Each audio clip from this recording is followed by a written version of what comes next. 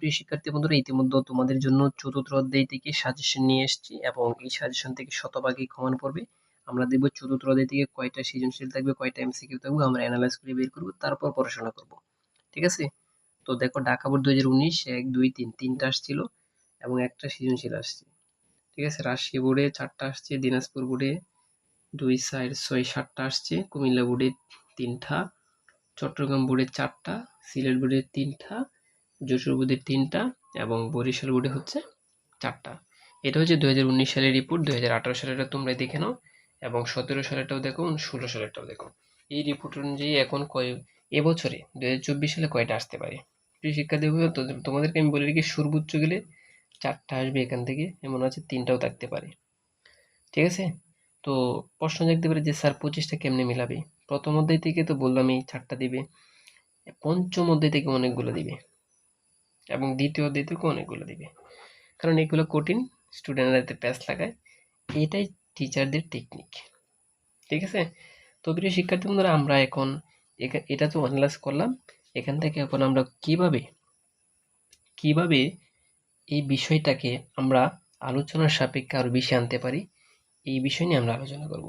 প্রিয় শিক্ষার্থী বন্ধুরা, তোমাদেরকে বলে রাখি, যারা আমাদের পেইড কোর্সে এখনো পাও নয়, মাত্র 99 টাকায় আইসিটি কে একদম পানি বানিয়ে দিব। এখন ইচ্ছে করলে স্ক্রিনে দেওয়া অথবা ভিডিও ডিসক্রিপশন বক্সে নাম্বারে যোগাযোগ করতে পারো। এক দু লোক, এখন আমি বারে বারেই বলি, বক বক করবে, টাকার দিয়ে ব্যবসা শুরু করেছে। তাদেরকে আমি বলি, তোমরা আমার চ্যানেল থেকে বেরিয়ে যাও, তোমাদের সাবস্ক্রাইবের মতো দরকার নেই। আমি ইউটিউবে যে ভিডিও দিয়েছি এগুলো হাজার হাজার মানুষে দেখবে সারা জীবন, কারণ আমি উপকারী ভিডিও দিয়েছি। প্রিয় শিক্ষার্থী বন্ধুরা, চতুর্থ অধ্যায় থেকে এটা পড়বা, খুব ইম্পর্টেন্ট, 100%। HTML এর পুনরূপ কি? Hypertext markup language. এবং WW এর জন্য কি? Tim Berners Lee. Tim Berner website কত প্রকার? 2 প্রকার। এটা ভালো করে পড়বা তোমরা। ওয়েবসাইট 2 প্রকার এবং তুমি আরও পড়বা কতগুলো ওয়েবসাইটের নাম বলা, কতগুলো ওয়েব ব্রাউজারের নাম মুখস্থ করার, এগুলো একটু ভালো করে পড়তে হবে তোমাদেরকে। তারপর HTTP এর পুনরূপ কি? HTTP এর পুনরূপ হচ্ছে hypertext transfer protocol. Hypertext transfer protocol, HTTP এর পুনরূপ হাইপারটেক্সট ট্রান্সফার প্রোটোকল। এই অধ্যায়ে অনেকগুলা বেসিক আছে এবং অনেকগুলা কি আছে, সরি, তোমাদেরকে আমি HTML ক্লাস নিয়ে আসবো, যেরকম এরকমভাবে থাকলে তোমরা কিভাবে লিখবা খাতার হলে, এগুলা একটা ক্লাস নিয়ে আসবো, তোমরা একটু অপেক্ষা করো। প্রিয় শিক্ষার্থী বন্ধুরা, তাহলে এখানে শেখা হয়ে গেছে এটা HTML এর পুনরূপ কি আর হচ্ছে HTTP এর পুনরূপ কি। তো আমরা MCQ এর জন্য আরেকটা কথা বলে রাখি, ওয়েবসাইট 2 প্রকার, একটা হচ্ছে ডাইনামিক আর একটা হচ্ছে স্ট্যাটিক। একটা ওয়েবসাইট হচ্ছে, যেমন এটা দেখো, এটা হচ্ছে অপরিবর্তিত। কোনো ওয়েবসাইট তথ্য অপরিবর্তিত থাকে, এটা হচ্ছে স্ট্যাটিক, মানে স্থির থাকে। ডাইনামিক ওয়েবসাইটের পার্থক্য বা কি বলে এটা, এটা হচ্ছে একটা ওয়েব অ্যাপ্লিকেশনের মতো বাড়তে থাকে। তার মানে ওয়েবসাইট 2 প্রকার, একটা স্থির হয়ে থাকে আর একটা অস্থির, এটাকে বলা হয়। প্রিয় শিক্ষার্থী বন্ধুরা, আমি যেগুলা কয়েকটা বলছি এগুলো অবশ্যই পড়বা তোমরা। এখন আমি তোমাদের সাথে সৃজনশীল কোনটা আসতে পারে এবং কোনগুলো আসে প্রতি বছরে, এগুলো নিয়ে আলোচনা করব এবং শর্টকাট টেকনিকও দিব।